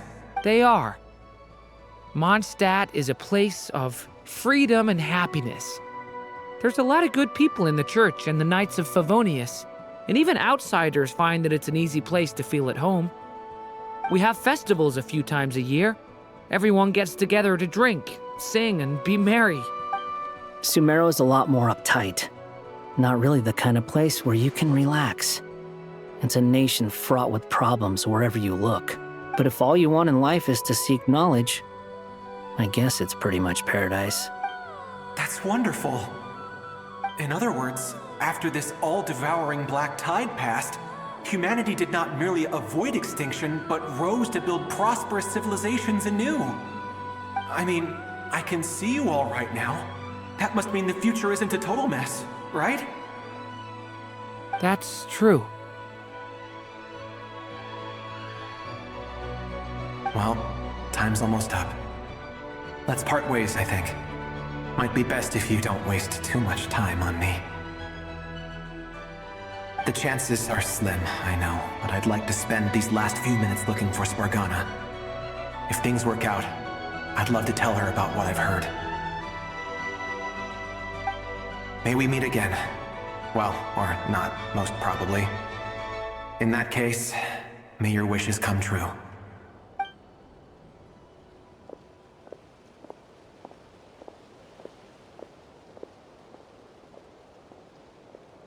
He's gone.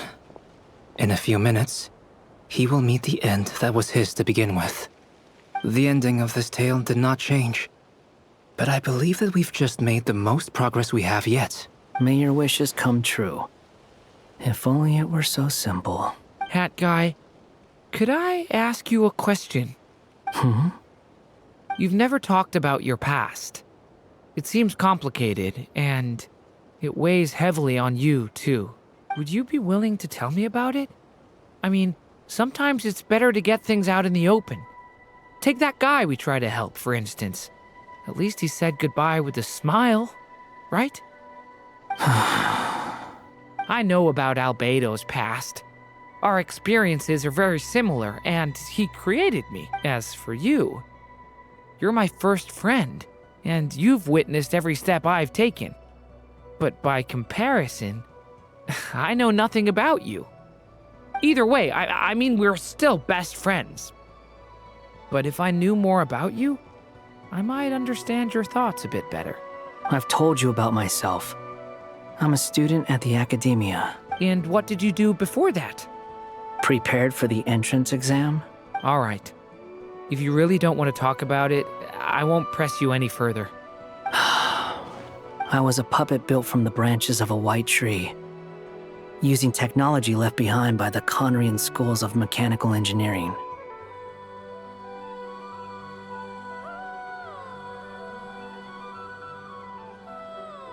A white tree? You mean an Irminsul tree?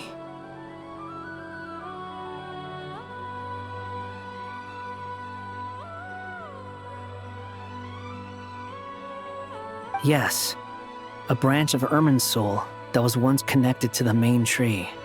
So you had a human creator too? Yeah, but my creator abandoned me after deciding that I was a failure. After that,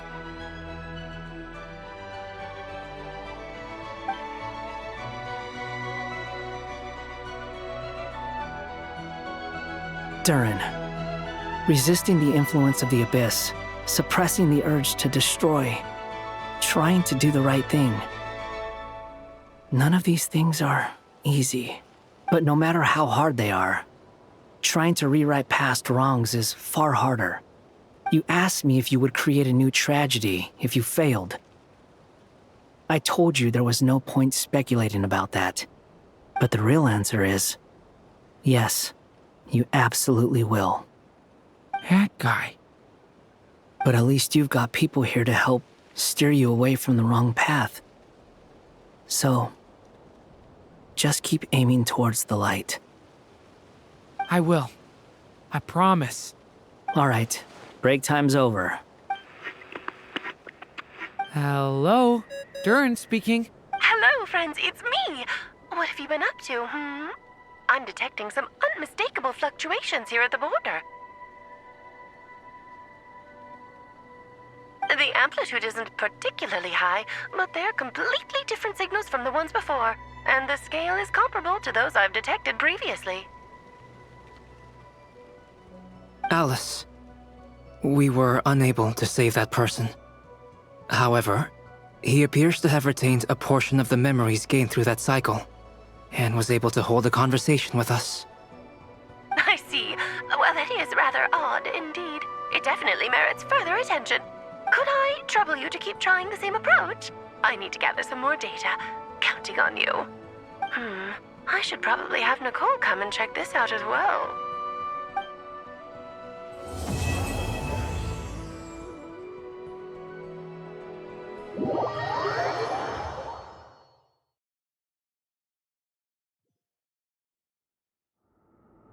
There you are.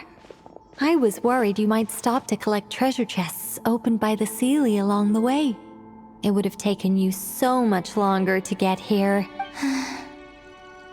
Another conversation I cannot hear. I am delighted to see that you understand what takes priority, and that your adventurer's instinct has not swayed your resolve. Really, I must applaud you for it. You should know. Paimon's head. Okay, I'll try and keep it short.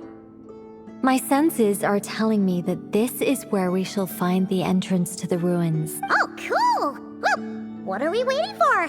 Let's open it up and see! Patience.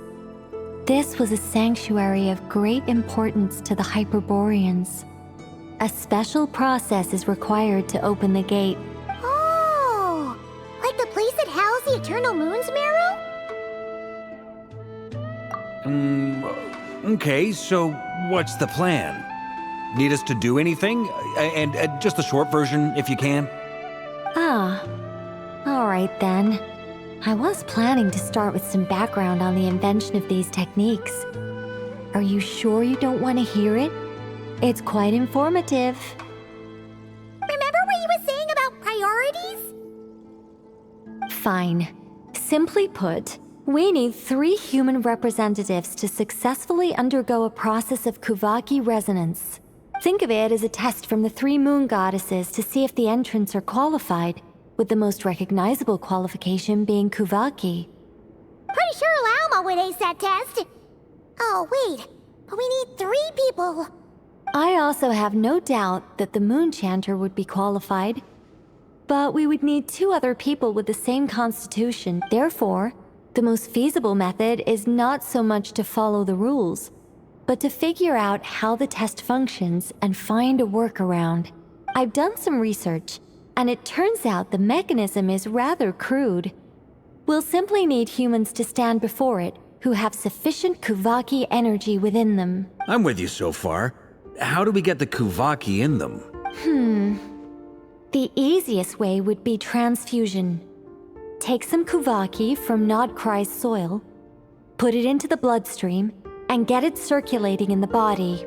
So we're going to cheat on the test? Precisely. There are other methods, but this is the simplest one. Cheating the system is much easier than trying to hide from it. Huh? Sorry?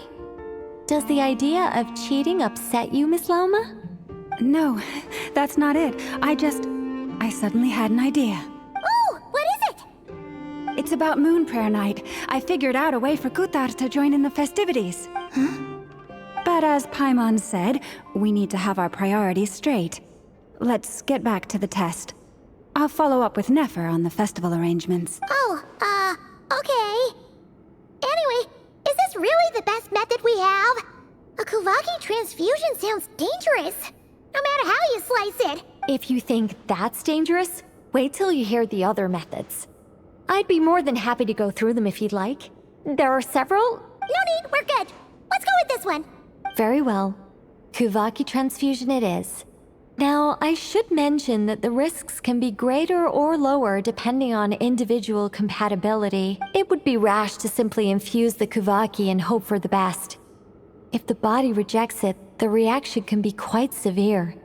The symptoms are similar to another condition that some people living here suffer from, known as congenital Kuvaki sensitivity. So, before we execute our plan, I will perform a simple test of my own to see who is compatible and who is not. Once that is done, we will have to complete the resonance process as rapidly as possible. The participants must remain stationary while the Kuvaki circulates and bonds with them, and they mustn't eat or drink anything. What? No eating or drinking? That's some hardcore fasting. They'll all be monks by the time they're through. 3 days. Oh, that's so long! And we still need to find 2 more people who are not just compatible, but also willing to volunteer. Fasting? What are they talking about? Really? Don't you want to think this through? Haha, count me in too. 3 days without food? I can handle that. Miss Nicole has made it clear that this is the easiest way. The way I see it, there's nothing else to discuss. It's time to step up. Yeah, you're right. In that case, Paimon volunteers to be captain of logistics. She'll keep the fires lit and grab some spare clothes to keep you comfortable. Then we'll start with you first, Traveler. Please step forward.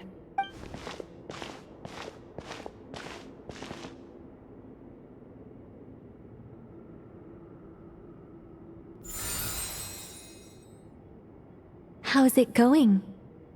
Do you feel anything? How about now?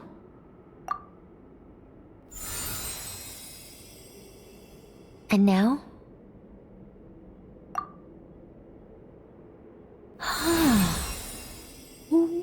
What about now? You guys, it's not a competition, you know. All right, I'm officially impressed. Even as a descender, you can withstand far more than I imagined. It's like I summoned a giant stone titan to arm wrestle you, and your arm hasn't even moved an inch. In my last attempt, I infused 5 times the amount of Kuvaki required.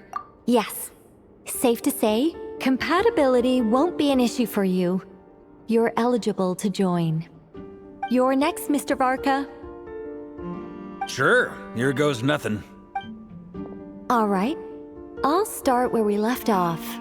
5 times the required Kuvaki dose. Whoa, whoa, whoa, hey, wait a minute. How's it going? No, not great. I kind of want to puke. Feels like I've been drinking too much. A few bottles of wine, then a big stein of Dark Horse, with some hard liquor from Liyue mixed in. You think this is funny? I just lost to a young lady in an arm wrestling contest. I'm never gonna live that down. My apologies. I'll lower the concentration and try again. Oh. How's it going now? I'm not as dizzy as last time, but I can still feel it pulsing around. In that case, you wouldn't be an ideal choice, Mr. Varka. Let's try someone else. Okay. Let's go ask some of our other friends then.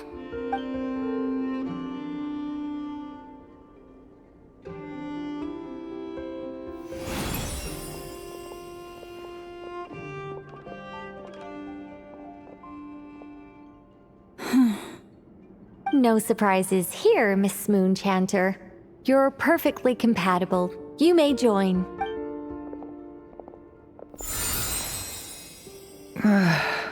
I'm getting a slight headache. Shame. You were so close. Whoa! I'm itching all over! Allergic reaction. We can't have that. Huh? Well, are you gonna start or what? The Hexenzirkel is an organization that cares for and protects children. We will not have them do dangerous things. Not even tests.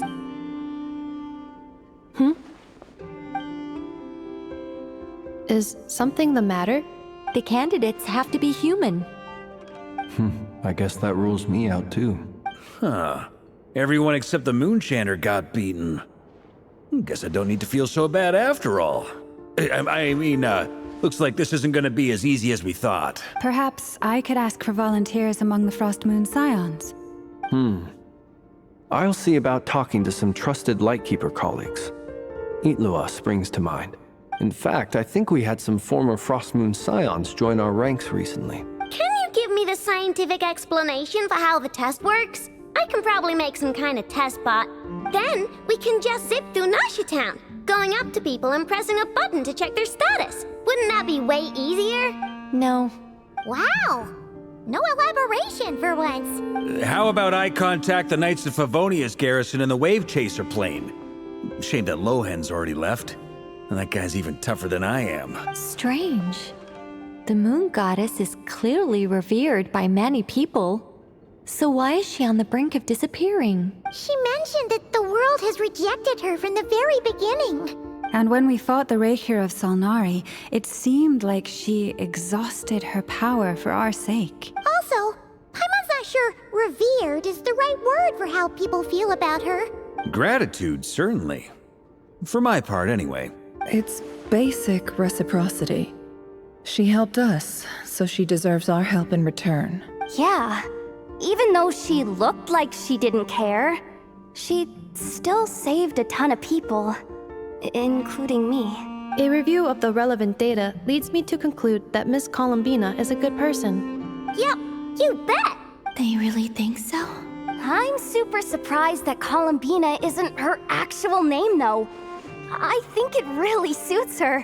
It's light and graceful and... yeah, just a really pretty name.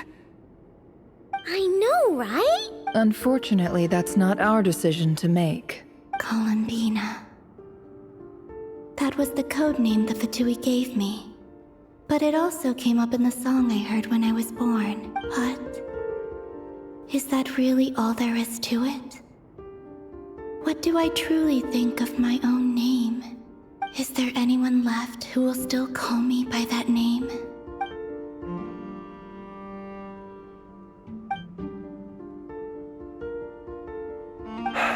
Moon Prayer Night is getting closer by the day. We're running out of time. We need to look for other candidates. Then allow me to try. Huh? What are you doing here?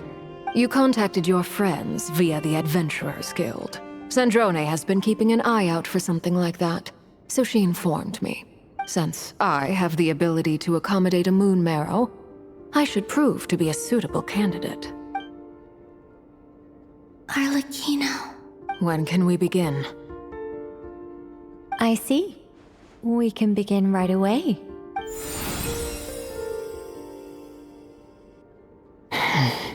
How was it?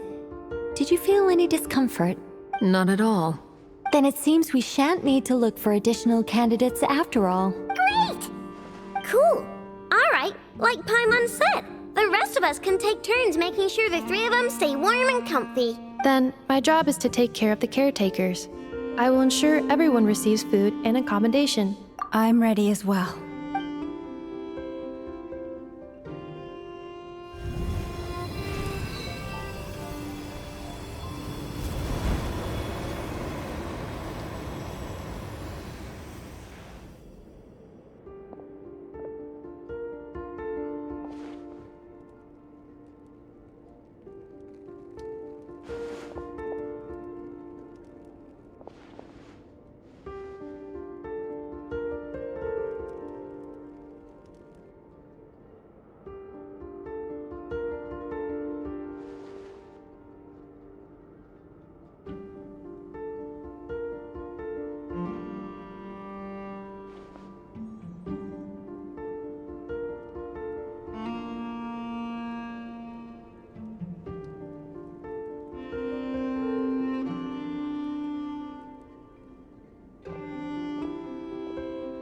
The work is done.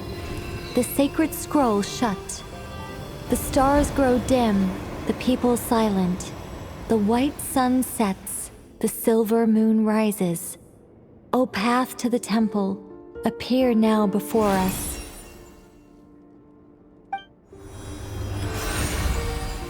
Wow! It really opened! So that's what all this is about. With a calm mind, this proved not too arduous. It might be best to eat something first. Take care to chew properly and swallow slowly. It will give your body time to readjust to the digestion process. They will head in soon. They will need to enter this gate.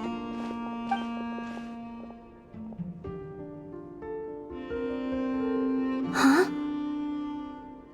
I cannot pass through.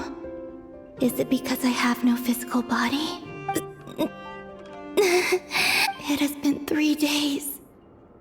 My strength is all but completely faded.